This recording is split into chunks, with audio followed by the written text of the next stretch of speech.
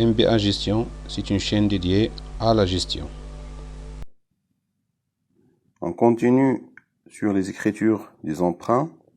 On va voir les écritures concernant l'emprunt obligataire. On va traiter un exemple. Le 1-4-2017, une société anonyme lance un emprunt obligataire d'un montant global de 200 millions de dirhams aux conditions suivantes. Donc, on a le montant nominal du titre, donc c'est-à-dire chaque obligation a une valeur nominale de 50 000 dirhams. Nombre d'obligations est de 4 000 obligations. Le prix d'émission de chaque obligation est de 45 000 dirhams. Le taux d'intérêt est de 10%. C'est un taux annuel. La durée sur 8 ans, amortissement constant. Donc, c'est-à-dire l'amortissement de l'emprunt est constant. La date de jouissance est le 7-4-N+1, c'est-à-dire la date d'échéance pour rembourser les intérêts et l'amortissement de l'emprunt, et le 7-4 de l'exercice suivant. La société a confié la gestion de l'opération de l'emprunt à une banque X, moyennant une commission de 3% hors taxe sur les encaissements. La TVA est de 10%. Les obligations ont été émises au prix d'émission de 45 000 dirhams par obligation. Le 7-4-2017, la société reçoit le virement net de l'opération, déduction faite des frais prélevés par la banque. Tous les paiements, remboursements des obligations et coupons d'intérêt sont réglés par chèque à l'échéance du 7-4. On vous demande, comme travail à faire, de passer les écritures nécessaires pour l'exercice 2017, puis de passer les écritures nécessaires pour l'exercice 2018. Bien sûr, pour ce faire, on doit présenter premièrement le tableau d'amortissement de l'emprunt obligataire, par la suite de passer les écritures nécessaires pour les deux exercices. Bien, le tableau d'amortissement de l'emprunt peut se présenter comme suit. Donc, en calculant l'amortissement en premier lieu et le nombre d'obligations amorties. Donc, sachant que l'amortissement il est constant, donc on prend la valeur de l'emprunt qui est de 200 millions de dirhams divisé par le nombre d'années, 8, égale 25 millions de dirhams. Le nombre d'obligations amorties, donc, il est constant également. On prend 4000 obligations divisé par le nombre d'années, c'est-à-dire on a 500 obligations à amortir par exercice ou bien par période. Bien, donc le tableau d'amortissement, on peut le présenter comme suit. Donc on a les périodes, on a le capital début de période, les intérêts. Ici, on ajoute le nombre d'obligations amorties. Donc, on a le même nombre par période. L'amortissement de l'emprunt, puis l'annuité qui est égale à l'amortissement plus les intérêts, plus le capital fin de période. Pour les intérêts, donc on les calcule de la façon suivante, c'est-à-dire on prend le capital début de période multiplié par le taux d'intérêt. Sachant que le taux d'intérêt est 10%, on prend pour la première période de 100 millions multiplié par 10%, on a 20 millions de dirhams d'intérêt. Donc le nombre d'obligations amorties est de 500, donc il est constant par période. L'amortissement également, il est constant. L'annuité, comme on a déjà vu, est égal à l'amortissement plus les intérêts. Donc on a 20 millions d'intérêts plus 25 millions d'amortissement est égal à 45 millions de dirhams. Le capital de fin de période est égal au capital début de période moins l'amortissement. Donc, on a 200 millions moins 25 millions. On a 175 millions de dirhams. Donc, il sera bien sûr utilisé comme capital début de période 2. Et ainsi de suite jusqu'à la dernière période, c'est-à-dire jusqu'à la 8e période. Donc, on trouve que le capital fin de période est égal à 0. C'est-à-dire que l'emprunt, il est totalement amorti. Donc là, on fait le total des intérêts. Donc on a 90 000. Ici, on fait le total de nombre d'obligations amorties, 4 000. Total des amortissements nous donne 200 millions, c'est-à-dire la valeur de l'emprunt. Ici, le total des annuités, c'est-à-dire l'intérêt plus l'amortissement est égal à 290 millions de dirhams. Concernant les écritures comptables, en 2017, on a les écritures suivantes. Le 1/4/2017, c'est la date de contracter l'emprunt obligataire, le lancement de l'emprunt. Donc, en créditant le compte 1410, c'est-à-dire emprunt obligataire de la valeur nominale, c'est-à-dire on a 4000 obligations multipliées par la valeur nominale de chaque obligation qui est de 50 000, on a 200 millions de dirhams. En débitant les deux compte de créance 3488 obligataire, c'est-à-dire débiteur déverse de 180 millions, et également en débitant le compte 2130 prime de remboursement d'obligations. Prime de remboursement d'obligations qui est égal, bien sûr, à 50 000 moins 45 000 multiplié par 4 000 nombre d'obligations. C'est-à-dire, on fait la différence entre la valeur nominale et le prix d'émission pour retrouver la prime de remboursement. Donc la prime de remboursement est égale à la différence entre la valeur nominale et le prix d'émission multiplié par le nombre total d'obligations émises. Donc on a 20 millions. Donc 20 millions, on retranche 20 millions de 100 millions. Et il nous reste comme débiteur déverse 180 millions de dirhams. Donc là, on met au niveau de libellé, emprunt obligataire de 4 000 obligations émises à 45 000 dirhams. Pour le cas de l'emprunt obligataire, on va l'enregistrer avec la valeur nominale. Bien. Le 7/4/2017, bien sûr, à cette date, on a libéré l'emprunt obligataire. Donc, on va débiter la banque, 51,41. On va débiter les frais concernant l'émission de l'emprunt, 61,47 frais bancaires d'émission d'emprunt. Donc, en reprenant ce qu'on a, les encaissements, c'est-à-dire 180 millions, multiplié par 3%, donc il s'agit des frais bancaires, va nous donner 5 400 000. Sur ces frais, on applique la TVA récupérable sur charge de 10%, donc on a 540 000. En créditant le compte débiteur déverse obligataire, 34,88, par le montant des encaissements de 180 millions de dirhams. Et on retranche au niveau de ce montant la contrepartie concernant la gestion de cette opération par la banque X, donc c'est-à-dire on va retrancher 3% de commission de frais bancaires, donc 180 millions multipliés par 3%, donc il va nous donner cette valeur, et également on retranche la TVA, et le reste sera libéré, sera viré au niveau du compte bancaire de la société qui est de 174 millions 60 000.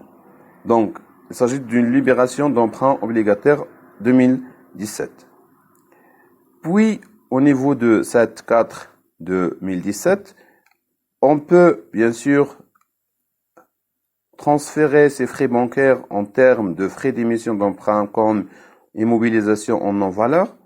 Donc là, on va débiter le compte 21-25 frais d'émission d'emprunt de 5 400 000 et on fait transfert de charge, c'est-à-dire en créditant le compte 71,97 transfert de charge 5 400 000 dirhams. Donc, il s'agit de transfert de frais d'émission, d'emprunt, c'est-à-dire on part de l'activation des charges. Dans ce cas-là, on part de l'activation des charges, c'est-à-dire on fait le transfert des charges vers le compte approprié, sachant que les frais d'émission d'emprunt, ils concernent plusieurs exercices. Donc, c'est pour cela on peut le transférer vers un compte d'immobilisation en non-valeur. Bien. Alors, la date d'échéance est le 7-4-2018, c'est-à-dire N+1. Les intérêts couvrent donc la période allant de 7-4-2017 au 7-4-2018. On va calculer donc les intérêts concernant l'année 2017 et l'année 2018. Donc, pour la première période, on a les intérêts sont de 20 millions de dirhams. Donc, pour l'année 2017, on a du 7-4, c'est-à-dire on a 9 mois. Donc, on va calculer les intérêts concernant cette période. Donc, 20 millions multiplié par 9 sur 12, on a 15 millions de dirhams. Donc, le reste, c'est-à-dire 5 millions de dirhams, sera comme intérêt de la période 2018. Donc, on va faire, bien sûr, au 31-12-2017, une régularisation des intérêts concernant la période 2017. Au 31-12-2017, donc là, on va mettre intérêt des emprunts et dettes, donc 63,11 par le montant de 15 millions de dirhams, et on va débiter le compte 34,58 état autre compte débiteur 1 500 000 dirhams. En créditant bien sûr le compte de passif ou bien le compte de régularisation passif 44,93 intérêts courus et non issus à payer, donc c'est-à-dire on fait la somme, c'est-à-dire 16 500 000 dirhams. Donc il s'agit de régularisation des intérêts concernant la période de 2017. Donc au 31-12 toujours 2017, on a les écritures suivantes également. Donc on va passer les écritures de dotation d'amortissement pour les immobilisations en non-valeur. Donc on a 61, dotation d'exploitation des amortissements des immobilisations en non-valeur. On a 1 080 000. Donc il s'agit de la dotation d'amortissement sur les frais d'émission d'emprunt. On a les frais d'émission sont d'une valeur de 5 400 000 dirhams, sachant que les immobilisations en non-valeur sont amorties sur 5 ans et pas de prorata temporis, c'est-à-dire on prend 20% de l'année entière. Donc on a 5 400 000 dirhams multiplié par 20%, donc on a 1 080 000 dirhams comme dotation d'amortissement. Donc dotation de l'exercice 2017. On a également la dotation concernant la prime de remboursement. Donc il s'agit d'une immobilisation en non-valeur. On va mettre la dotation financière, c'est-à-dire on a 63,93 dotation d'amortissement de prime de remboursement, donc qui est égale bien sûr à 20 millions de dirhams, c'est-à-dire la valeur de la prime de remboursement multipliée par 20%. Donc c'est-à-dire on prend le taux d'amortissement pour les immobilisations en non-valeur qui seront amortis sur une période de 5 ans, c'est-à-dire on a 20% comme taux d'amortissement. Donc 20 millions multiplié par 20%, on aura une valeur de 4 millions de dirhams comme dotation d'amortissement. Donc amortissement de prime de remboursement qui est de 4 millions de dirhams. Donc ce sont des dotations qui concernent la fin d'exercice 2017. Bien. Concernant les écritures de l'année 2018, on a les écritures suivantes. C'est-à-dire au début de l'exercice 2018, on va mettre la contrepassation de l'écriture de régularisation des intérêts. Donc c'est-à-dire on va débiter le compte 44,93 intérêts courus et non échus à payer de 16 500 000. Donc par le crédit des comptes d'intérêts des emprunts et dettes 63,11 et 34,58. Donc c'est-à-dire par les valeurs suivantes 15 millions et 1 500 000. Donc c'est-à-dire donc on va mettre cette écriture de régularisation de charges d'intérêt. À la date du 7-4-2018, c'est-à-dire à la date d'échéance de règlement de l'amortissement et des intérêts. Donc, on a ici la pièce justificative à cette date. Donc, on va débiter le compte 1410 emprunt obligataire par le montant de l'amortissement, qui est de 25 millions de dirhams. Donc, il s'agit de l'amortissement de la première période. En débitant également le compte d'intérêt, 6311 intérêt des emprunts et dettes, par la valeur de l'intérêt de la première période qui est de 20 millions de dirhams. Et en débitant le compte de TVA, état TVA récupérable sur charge, concernant la première période, donc 2 millions, donc on calcule 10% de 20 millions, on a 2 millions.